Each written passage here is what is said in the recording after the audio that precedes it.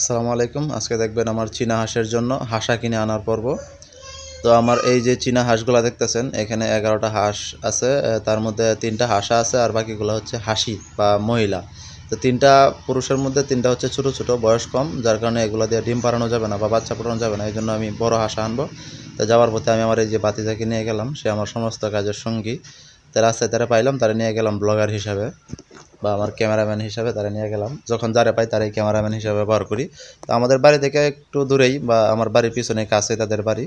আমি সকালে খাওয়া দাওয়া করে তার হাঁস আনতে গেলাম 10টা বা 10:30 বাজে। তখন গিয়ে দেখি হাঁস 2টা আছে, ওই যে পিছনে সাদা হাঁসাটাই হচ্ছে আমি।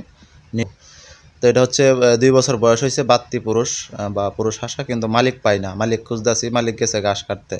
তো অনেক খোঁজাখুঁজির পর তারে পাইলাম, সে ঘাস কাটতেছিল অনেক দূরে গিয়া। ওখান থেকে তারে গ্রেপ্তার করলাম। তারে গ্রেপ্তার করে তারে বাড়ির উদ্দেশ্যে নিয়ে আসলাম। অনেক কষ্ট হয়েছে তারে আনতে, কারণ সে আসতে চায় না, তার কাছা বইরে তারপর আসবে।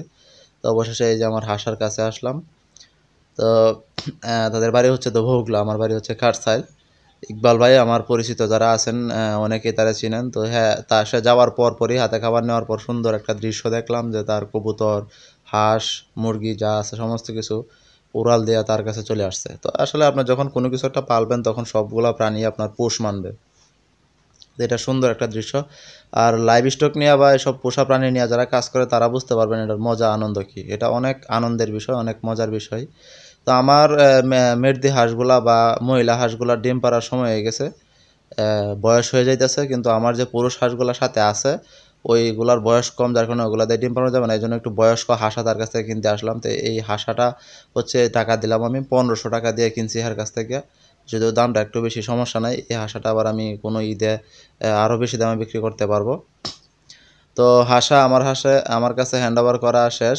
সে আমার কাছে হ্যান্ড ওভার করে দিছে, এখন আমি বাড়িতে নিয়ে আসবো। তো বাইস্তার কাছে দিলাম, সে ঠিক মতন ধরতে পারে নাই। অবশেষে তাকে বাড়িতে নিয়ে আসলাম এবং তার সঙ্গীদের কাছে ছাইড়ে দিলাম। তো ইনশাল্লাহ আশা করতেছি এখন খুব দ্রুতই সে ডিম পাড়ার প্রসেসে যাবে আমার হাঁসগুলা। কারণ সঙ্গী ছাড়া কখনোই সঙ্গ মিলে না, আর সঙ্গ না মিললে কখনোই বাচ্চা উৎপাদন হয় না।